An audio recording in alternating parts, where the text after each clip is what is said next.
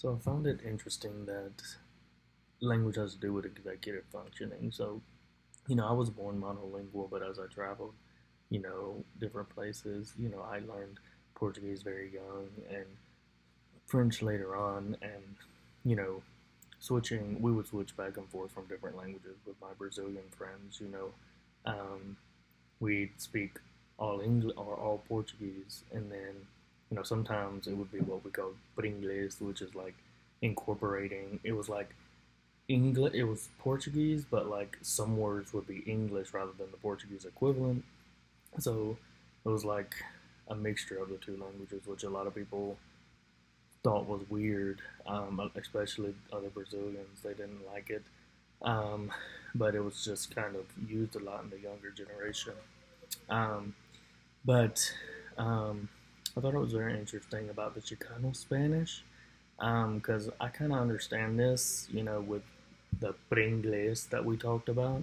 It was like, well, that's not Portuguese and da da da da da. But, I wasn't raised speaking that, so it's a little different. I didn't get as much of the backlash.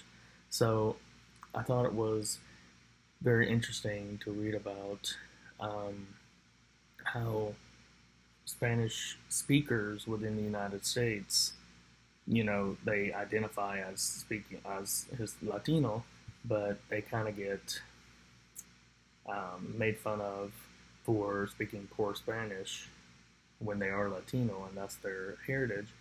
But they make fun of others for speaking bad English, but they're in an English-speaking country. I thought it was just all very interesting, especially with how much I moved around. And my Portuguese at one point was bad. Then I built it up. It was like being a baby and learning it like that.